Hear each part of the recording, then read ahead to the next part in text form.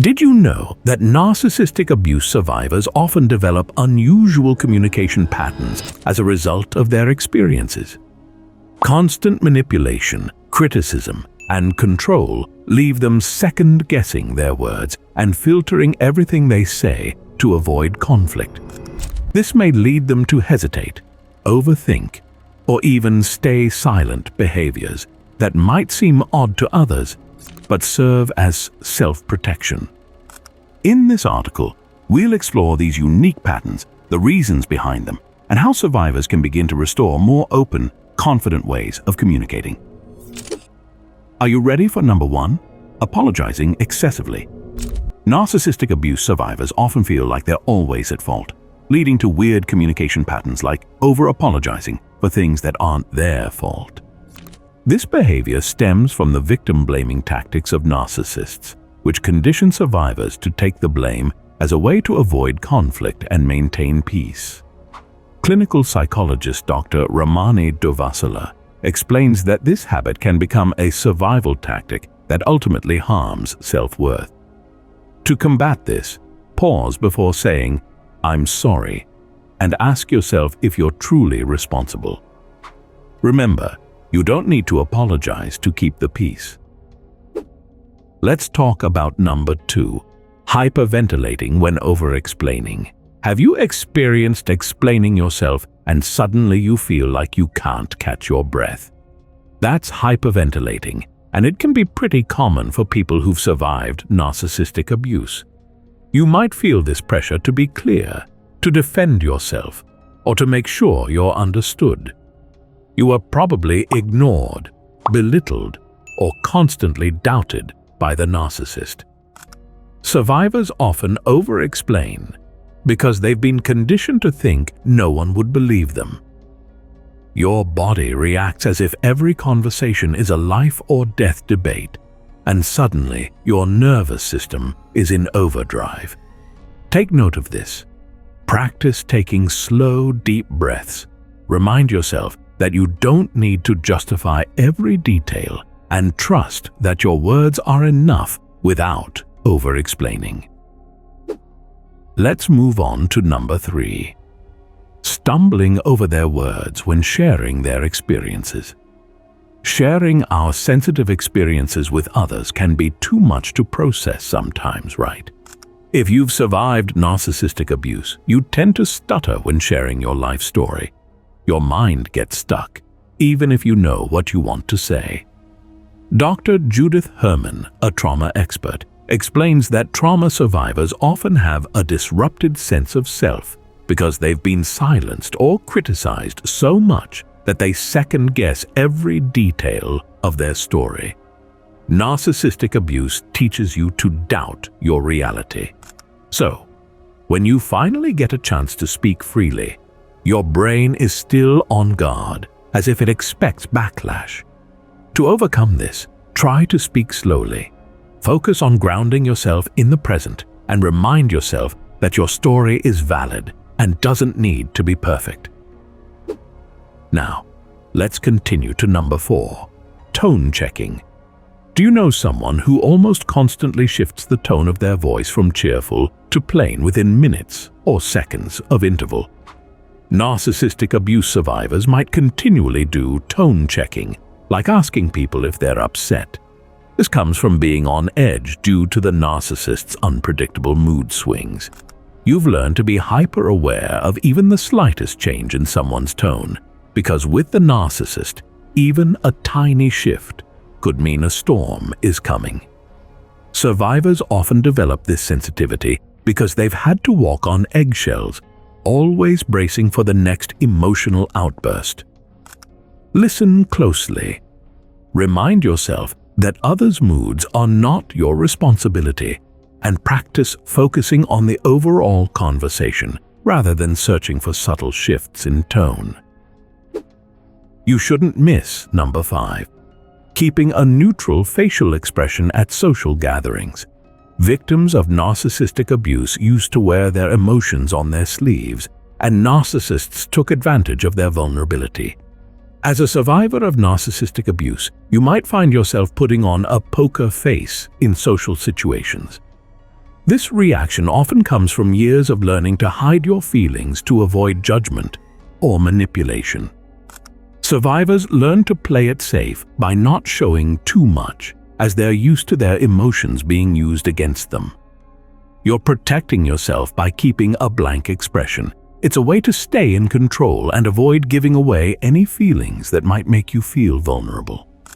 Practice allowing yourself to express your emotions in safe spaces. Remind yourself that it's okay to be vulnerable, and that genuine connections often come from sharing your true feelings. Are you still up for number 6? Laughing. When nervous, have you experienced being in an awkward situation wherein all you could do was laugh it off? If you've been through narcissistic abuse, you might find yourself laughing at serious moments or cracking jokes, even when it's not appropriate. This behavior often comes from being in an environment where showing negative emotions wasn't allowed, so you learn to use humor as a shield. It's like a defense mechanism to help you cope with uncomfortable feelings or situations. According to psychologist Dr. Judith Orloff, using humor in tough times can be a way to regain some control and diffuse tension. However, it can also make it hard for others to see what you're feeling. While laughter can lighten the mood, it's important to remember that it's okay to express sadness or fear too. Your feelings are valid, and you don't have to hide them anymore. Let's keep it moving to number 7. Frequent pauses in speech. Do you know that feeling when you need to wait for almost every word a person has to say? It's kind of thrilling, right? After experiencing narcissistic abuse, you might notice yourself pausing more often when you speak. It's not that you don't know what to say, it's that your mind automatically scans each word to make sure it's safe to say. This habit comes from always needing to tread carefully around the narcissist, where even innocent remarks could be turned against you. Over time, this cautious style of speaking sticks, so now, even in comfortable settings, you find yourself double-checking your words. It's a leftover defense mechanism, helping you avoid any potential criticism or misinterpretation. To overcome this, practice speaking freely in safe environments to build your confidence and reduce the need to filter your words. Here comes number 8. Using passive language. Narcissistic abuse survivors struggle with being assertive. They tend to use passive language without even realizing it. Instead of saying something directly like, "I want" or "I need," you might soften your words, saying things like, "Maybe we could," or "I was thinking that." It's a way of tiptoeing around, trying not to come off too strong or risk upsetting anyone. This habit comes from a place of self-protection because with a narcissist, being direct often means conflict or criticism. Over time, you get used to phrasing things more passively, hoping it keeps the peace. Practice making clear and direct statements about your wants and needs. It can help you build assertiveness and confidence in your communication. Moving on to number 9. Repeating themselves for clarity. Narcissistic abuse survivors tend to keep repeating things when they talk. They do this to double-check that the other person understands them. This habit can come from being in situations where no matter how clearly you said something, the narcissist would twist your words or act like they didn't understand you. So now, even with people who are genuinely listening, you might feel the need to go over your point again, just to make sure they get it. It's a leftover survival tactic, a way of trying to prevent any misunderstandings or arguments that could come up if your words were misinterpreted. Listen closely. Practice trusting that your message has been understood, and allow for pauses in conversation, giving others a chance to respond. Finally, we're down to number 10, avoiding eye contact. Our eyes speak more than our mouths. They reveal deeper meanings that the mouth can't say. As a narcissistic abuse survivor, avoiding eye contact might be something you do automatically. It's not that you're shy or unfriendly. It's just that looking someone in the eye can feel uncomfortable or even threatening. This habit comes from being around a narcissist who likely used intense eye contact to intimidate, control, or scrutinize you. Over time, you learn that looking away helped you feel safer or less exposed. Now, even with kind and trustworthy people, eye contact might still feel a bit unsettling because your mind is used to seeing it as a possible threat. To overcome this, practice gradually increasing your eye contact in safe and supportive environments to help you feel more comfortable and connected with others.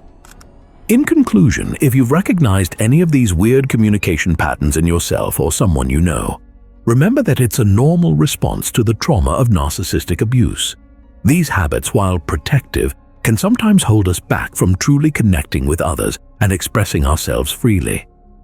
The good news is that with awareness and practice, we can start to break these patterns.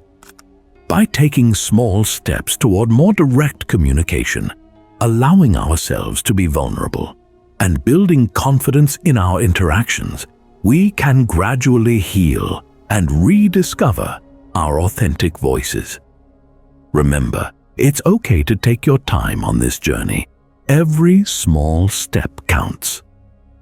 So, keep being kind to yourself and know that you're not alone in this.